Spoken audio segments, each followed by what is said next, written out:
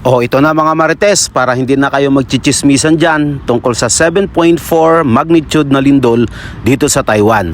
So ibabahagi ko sa inyo ang ilang videos na kumakalat ngayon dito para hindi naman kayo magchichismisan dyan, magtatanungan dyan sa kapitbahay nyo. Ano?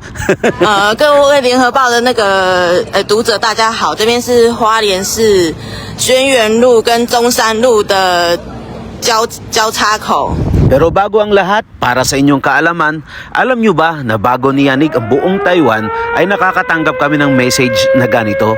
Ang presidential alert na nagsasabi na magkakalindol. In just 3 to 5 seconds lang after mo matanggap ang message, ay doon mo na mararamdaman ang pagyanig. So ganun sila ka-high-tech kung papaano sila magbibigay ng babala sa mga tao dito. Sana all na lang tayo, di ba? Diyos ko, Lord! Diyos ko, Lord! Ay! Diyos ko, Lord! Diyos ko, Lord! Diyos ko, Lord! Diyos ko, Lord! Diyos ko po, Panginoon! Ah! Diyos ko po, Lord! Diyos ko po, Panginoon po! Diyos ko po, Panginoon! Ah! Nasa eastern seaboard of Taiwan ang epicenter ng lindol. Specifically, nasa Hualien City, facing Pacific Ocean.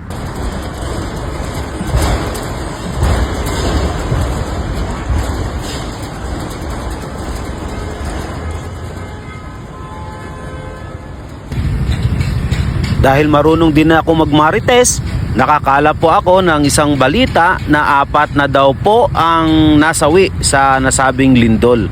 So ang Hualien na yan ay marami rin tayong mga kababayan na nandoon. Naway wala ni isa sa mga kababayan natin ang nadamay sa nasabing lindol. So kung naalala nyo rin po nung mga nakaraang taon bago mag-pandemic ay mayroon po tayong kababayan doon sa Hualien din. Noong tumagilid din ang isang building, isa po siya sa mga nasawi doon. Sa videong ito makikita natin kung gaano inalog ang mga pasahero sa loob ng tren sa 7.4 na lindol. So makikita natin kung gaano kalakas. So kung tayo ang nandyan, hindi natin malalaman kung ano ang gagawin natin.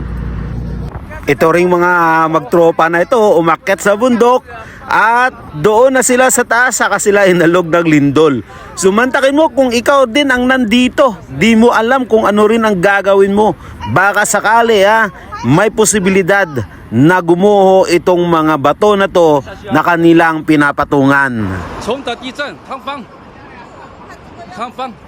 At sa bidyong ito makikita natin na may gumuho na bundok, kaya may mga sasakyan na mga nadadamay. Tingnan mo yung mga bato na yan, gumuho yan galing sa bundok.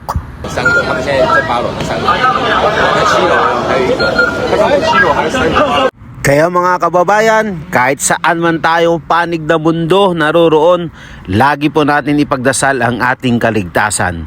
Dahil hindi natin alam kung kailan kikilos, gagalaw o gaganti ang kalikasan. Mabuhay po tayong lahat.